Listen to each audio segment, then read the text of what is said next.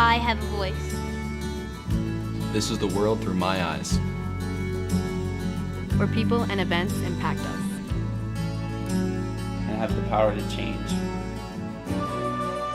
I am one of those people. I am one of those people. I will never stop learning. And never stop questioning. This is my promise. I have a voice. I have a voice. I have a voice. I have a voice. I have a voice. And this is our forum.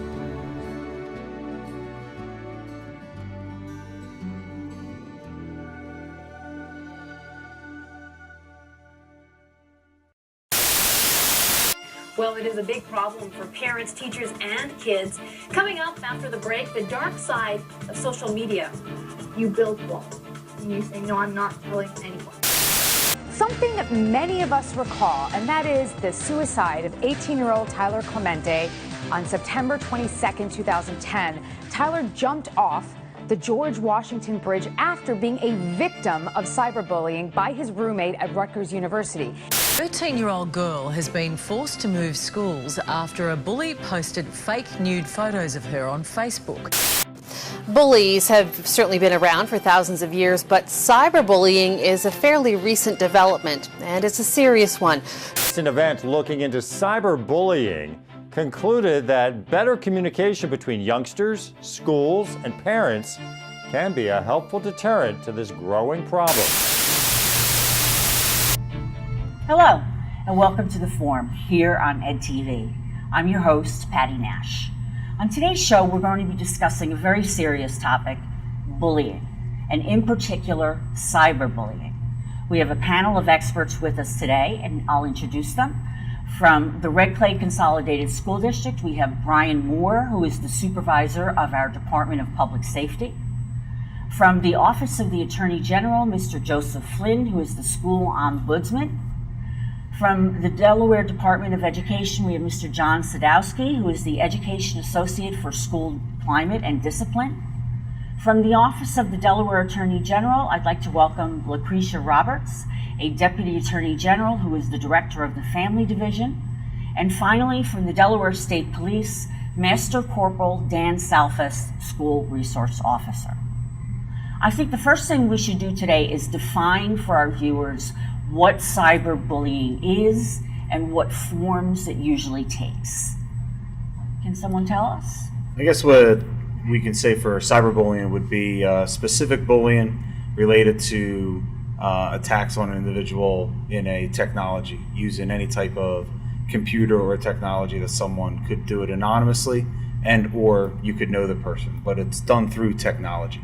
Through technology, and are these the Facebook, the social media sites? I mean, are those the vehicles that are used? Yes, they're the ones that are mostly used. And then there's other apps that we'll talk about later that people have been finding out that you can use anonymously to make people cyberbullying more of an impact, more of like a danger. Okay. And bullying has been around forever, unfortunately. Is there something different about cyberbullying than what I would maybe term like an old school bullying? What we might remember from the schoolyard? Is there something that makes cyberbullying different? Yeah, the cyberbullying is certainly much more available to a bigger audience because of the social media apps. So you can have literally people from all over the world join in a bullying session if they choose. Where traditional bullying was relegated to only the school environment and maybe only a certain section of school. Okay. Mm-hmm. And bullying would take place at school, maybe perhaps. I mean, now with cyberbullying, the child exposed to it 24/7? Absolutely. So the bullying could start as physical and verbal bullying in person within school. But then, back in the day, before cyberbullying, once the student left, it ended, and they at least had some respite until the next day. Okay. But with the cyberbullying, people can just pick up right where they left off. Once again, using social media apps, texting, email, you name it, anything by electronic means. So it can happen for longer periods of time. Let's give our audience a sense of how big a problem this is. do we know what percentage of young people face cyberbullying during their school years? Of the students who report, about 14% of the population, so of 82 million students, 14% will tell us that they were bullied. But it's important to know that that's sort of a very low number, because we also know when we ask them who tells a trusted adult, only 37% of female students and only 10% of male students say that they find a trusted adult to tell. So 70% aren't going to report, and they're not going to say on a survey that they were bullied. So the impacts, 14% is low. It could be as much as 50%. We don't know. So it's a big problem. Now, as there's been technology advances, have we seen a rise in cyberbullying because of the technology that we have? Most definitely. Yes, we have. Okay. Yes. Can we quantify that a little bit? I mean, I don't know if we would have exact numbers, but is it the availability, the easy availability of the sites, or why do we think that's happening? Well, a combination of things, and of course it's the new apps that are out now that people can utilize with Corporal Sophis we'll talk about later. And the fact is that it's everywhere. You can't hide from it. Yeah. Now, when you say the new apps, let's explain for people what that might be. I mean, because I don't know what that is. What can you mention what maybe one of the new apps might be? Maybe for an app, which is obviously a shortened abbreviation for a computer application that you can download on your computer and or your smartphone. Whether it's any type of device, you can get a computer app downloaded. And some of the mainstream ones that everyone knows is Facebook, Snapchat, Tinder. Yes. Yik Yak is one that a lot of schools are utilizing now. Instagram, Twitter. And then you have a couple others that are coming up very fast, Ask.fm. And then there's things that you can find online that have many other. You have Kik Messenger, and that ultimately is an anonymous app that you would have to attempt to get some type of search warrant to find out who the person is possibly behind it through like an IP address. Right. So there's a lot of connections that you have to make in order to make sure you know who's actually doing the cyberbullying or the verbal attack on a technology device. And the kids seem to know what the new apps are because they seem to move when the adults find out about it. Like when we all went on Facebook, our children stopped going on Facebook because we were all there. So they find these new apps, they find these new ways. And it started, you could even say almost 10 years ago with MySpace. Right. And MySpace was almost like, it became like a music industry app. And then Facebook and Instagram. But at this point in time, the hard thing with cyberbullying is that the apps coincide with one another. If you're on Facebook and you hashtag someone, which would be the pound sign at this point, you would be able to utilize the pound sign hashtag on Facebook, and if you click it, you ultimately could go to a Twitter account. That's right. And then Instagram, same thing. Everything coincides. So if people want to follow you, they can follow you on Instagram, but they can locate you on Facebook, unless you make your account private. And that's where a lot of people and students miss. They leave their account open, and you become susceptible to the dangers of cyberbullying. Okay. Yeah, and Patty, I think it's important to note that just because a student makes a conversation, for instance on Kik, private, that can still be cyberbullying. If they create an account on Kik and they have a group conversation with maybe 10 other students, one of the things that Red Clay did, and certainly that the Department of Education encourages us all to do, is if that's readily available to the victim, readily available that other students can log on to that group chat, then that's still cyberbullying. It's just because a student says, well, that's a private message between me and the private group.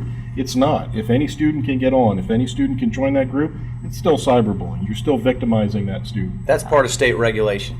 Okay. That schools can intervene in those types of situations and hold students accountable per the school's code of conduct. Okay. And at what point does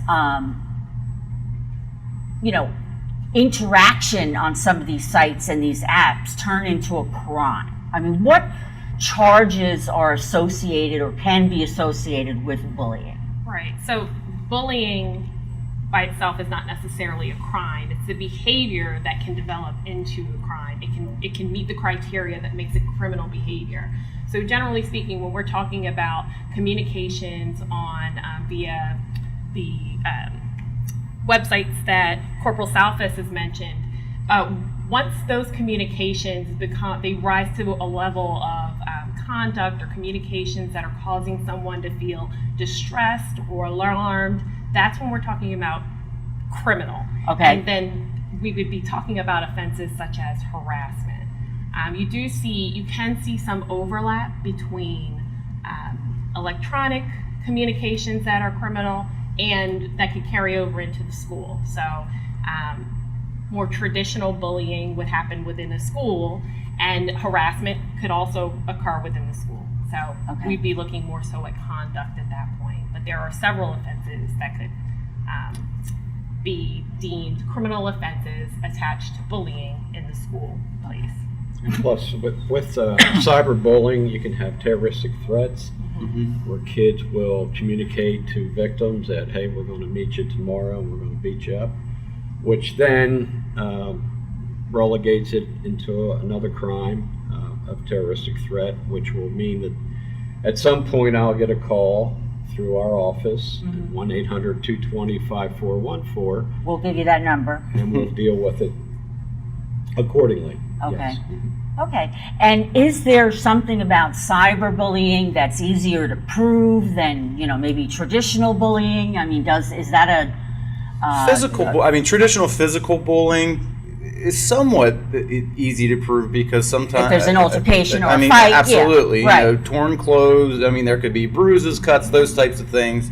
It always helps, obviously, if there's witnesses or bystanders who are willing to come forward and let folks know that they witnessed this happen. I think with traditional verbal bullying, that's always the toughest, right? Because a lot of times the discussions I have with schools is that it's a he said, she said. It's a one-on-one, and trying to prove that it's difficult. The cyberbullying, in some instances, does make it easier because you have written evidence right there. Okay. And I know many times students will voluntarily share the information with school administration, and that certainly helps them conduct their investigation and get to the bottom of who's actually doing the bullying, and then help make it stop, which is the ultimate goal. And I think the same applies to court. When a victim shows up in court and they have the printouts from Facebook and Instagram showing the bullying, it makes it much easier because then you have that evidence that's actually documented. Okay. So it makes proof less of an issue. Now, in all of your jobs, you deal with this, you deal with the trying to prevent it, but you also deal with the young people who are victims of it. I mean, without giving names or anything like that, can you tell us what you've witnessed? What kind of impact does this have on the young people who are victims of cyberbullying? Sure, it has a severe impact on kids. And one of the things that we're just starting to learn, as John pointed out earlier, and you mentioned that before you used to have that reprieve. But remember, it wasn't really a reprieve. If somebody insulted you, if somebody calls that 12-year-old girl who's just sort of developing her self-image fat at 2 in the afternoon, guess what? At 9 o'clock at night, she's still fat. About it. She's thinking about it. Now, so while that victimization is self-created, now we add the fact that, guess what? It's being repeated. It's being repeated. And to a student, something that's written on Facebook may as well be a billboard on Kirkwood Highway in Delaware. Right. Everyone is going to drive by. Everyone is going to see it. So it means that there is no break. There's no respite. The crime continues to occur. The harassment continues to happen. There's depression. They disengage from activities. 6% say that they don't want to come to school. They don't want to go to certain activities. I don't want to go to that class. I want to avoid this part of the school because so-and-so is there. People who they thought were their friends, all of a sudden they're very concerned about. The trust factor is diminished completely, especially when it's anonymous. When it's anonymous and we don't know who's doing it, then everyone is against me. And some of the classic signs, attendance starts to drop, grades start to drop. kids withdraw from maybe some of their social circles, and because they're internalizing this, and they just, there's a shame factor that comes with bullying. So, when they start to feel that way, they really don't want to be around other people because they feel shameful. So, like I said, those are some of the things that people can look for. And these are some of the reasons I would imagine that we're not hearing about every single instance. These are some of the reasons why kids are not reporting it. Well, they're ashamed. Sometimes kids do not tell their parents. Yeah. And we ask parents to be vigilant, to be alert, to be on guard, and if there is a problem, to report it to the school or to the Department of Justice, the 1-800 line. Okay. So. And at what point does it become bullying? Does it become a possible crime? Is it, someone calls you fat? Is that a crime? When does it become a crime? I mean, what we have to be very careful about is, your freedom of speech. Mm-hmm. So unless it rises to a certain level of conduct that causes fear or distress. So the easier case is, that I'm going to beat you up. That's a threat that puts you in fear of harm for your own safety. So that's when we've crossed the line into criminal behavior, but there's a balance there because people have the freedom to express themselves. Mm-hmm. So we have to be very mindful of evaluating cases and determining when it's crossed the line. Okay. But it's not an easy answer. We tell parents and kids to respond positively, like, yeah, I'm fat, but I'm beautiful. Mm-hmm. This type of thing. Mm-hmm. Yeah. So. Then I know working in the school code of conduct it weighs sometimes heavier with what the administration can do for the bullying or cyberbullying when it occurs off campus and or within the building. Okay. With the use of cell phones on the rise every day, they do see it in school, but definitely out of school also, and they can use that, and the student code of conduct can be used against them even while they're out of school if it affects the student in the building. Okay. And I think another thing that's important to mention is there's a difference between saying someone's fat and persistently saying they're fat. Right. You can't just keep at it, Sure. So I think that's when you cross the line into distress. Okay. Situations where behavior is distressing. Yeah, and I have a lot of conversations with parents who call about bullying, but quite a few times it's a simple conflict among peers. And Brian and I may be friends at one point, but we're having a conflict this day, and I say something mean to Brian. That's not necessarily bullying. That's me being mean to Brian. Like I said, there's not that fear, there's not that distress. I'm not persistent about it.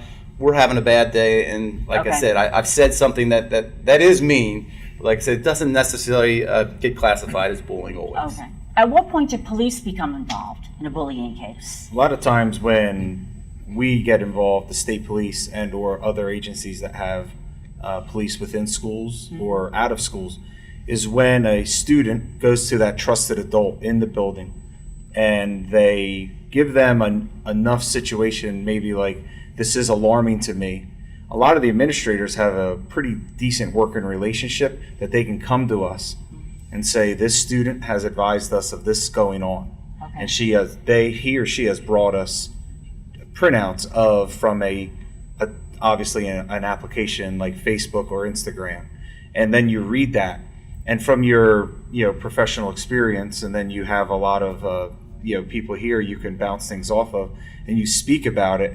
And if there is enough alarm or distress from that student, then that's when you could initially possibly start a harassment and or what other crime involves. Okay. And then, but you do keep everyone in communication so they do know what's going on. Because once you shelter yourself in and you don't pass the information on, you're not going to help the student that's coming to you, and then they're not going to come back if it continues. Sure. Good point. Now, is there any way that we can monitor these apps, these sites, or are we reliant on the student telling us that there's a problem? I mean, I think it's hard to monitor every app that's out there, because every day it becomes, because Kik might have been real popular last year, but now they feel they've gone back to the traditional Instagram and Twitter. So now Kik is, it's not losing, but they haven't utilized it a lot. Yeah, Sorry, No, Dan. I think the biggest thing students need to be aware of is self-monitoring, and it's kind of like the See Something, Say Something campaign. Right. They're on it a lot more than the adults probably in the building, okay? Because that's how they interact. That's how youth interact nowadays. And if they see something that they feel is some type of bullying or just not right, they need to let somebody know. I mean, that's the biggest help an administration within a school can get is from the students stepping forward and giving them that information, so then they can step in and do their job to investigate and once again make it stop. And we've touched on this a little bit, but let's give maybe a definitive list for parents. If you're a parent that's watching, and your child, for whatever reason, is being bullied, but doesn't tell you, what signs can we look for? What can we know? Well, yeah, we talked about the attendance and the grades and those types of things. Sometimes certain irritability, because they're stressed about this. Certain things that they just may react differently than they normally would. Now, some would argue that, especially with adolescence, that's just kind of a phase that they go through, but it certainly can be something to look for, because once again, a student is under an extreme amount of stress when they are truly being bullied. And I think parents can pay attention to their kids. If your kid came home and they were having a great day and they talked positively about sports practice or something like that, but all of a sudden they checked their cell phone and their demeanor changed. They became more sullen. Or it was, you know what, I'm going to go upstairs. Or looking at social media and all of a sudden they close that laptop in a way that looks different. Those changes could be an indicator. And if the parent's not looking at what their kid's looking at, they don't know. Yeah. Correct. Thank you. You want to protect your children, but I don't know that we can keep them from the cyber world, can we? No, that's not going to happen. They wouldn't let that happen. They wouldn't let that happen. They're not going to let that happen. And what if you're a young person watching and you are you feel you're being bullied, that it's gotten past just one mean comment? What should a young person do? Well, every school is required to have a reporting mechanism. Okay, and some have numerous ways of doing it. They have a handwritten form that you can fill out. Obviously you can just go and meet with a person and let them know that it's happening. A lot of the schools have online forms that you can submit your concerns that way. The biggest thing is to let a trusted adult know that you're having an issue. If you don't feel like they've followed up on it, check back with them. That's where Joe and the hotline number comes in. I get calls all the time at the department. We will certainly give people a call and say, hey, this student or this parent has a concern, and they feel like you guys aren't, as a school, are addressing it. So, like I said, the biggest thing is please let somebody know. That's important. And I think we have an advantage here in Red Clay, because we have years ago with the Newcastle County Police, we created an anonymous tip line, which is tip 411. If they text tip 411 and start their message with the Red Clay SD, we'll get their message, and we do get a number of tips about specifically about bullying, as well as other crimes that happen in school, as well as there's a link on every school's homepage that will put you directly to the online form to submit a tip about bullying that goes directly to our office and our officers. Plus, all schools and districts are required to post Joe's 800 hotline number on there. Okay. And is there a bright spot? Do we see this just continuing to rise, or is it just a certain percentage of kids that behave this way, and it stays pretty static over the years? Well, here's the bright what's your spot, sense? Is that kids are starting to care more about other kids. Okay. When this is going to start, and the more we see, especially in elementary schools and middle schools now, it's I'm your friend. I'm not going to watch this happen to you anymore. Okay. So we're seeing more two people walking into the principal's office and saying, you know what, they've been being mean to Jenny for the past couple weeks. I can't take it anymore. I took Jenny in. Last week it was in an elementary school. We had a couple fourth graders, and they literally, as a group, grabbed a student at recess and said, we're tired of watching this happen on the playground, and they took them to the teacher. That's and a great so bright spot. The more that we get involved in self-caring and caring for each other, the better it's going to be. Now, I'm a parent, I'm not sure, because to be honest with you, I mean, especially when you have a middle school student, they can be irritable just because it's Tuesday. Yep. So, I mean, is this something that you would recommend parents talk to their students about? Ask them directly, are you being bullied? Or just telling them, look, if this ever happens, you can come talk to me. I mean, what would your advice be? Absolutely, but you can't wait until that point. There needs to be daily conversation every day when things are good and when things aren't so good. Building that trust and relationship, positive relationship with your child is just absolutely important. That way, when it gets to that point, it's going to be easier to broach the topic, and it's going to be easier for the child to let it out and say, yeah, this is what's happening.